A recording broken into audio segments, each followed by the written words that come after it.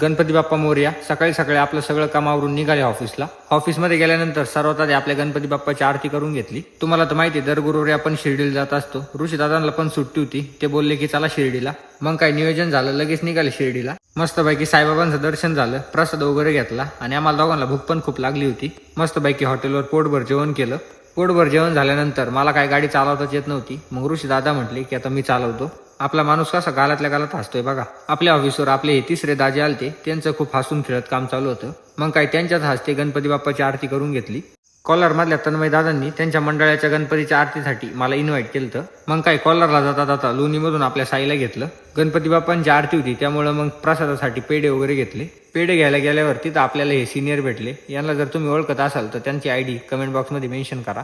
गणपती बाप्पांच्या आरतीचं पोरांनी मस्तपैकी नियोजन केलं. त्यांच्या मंडळाचं नाव श्री संत रोहिदास तरुण मंडळ. आरतीसाठी मंडळातले सगळे चिल्ले पिल्ले गोळा झालते.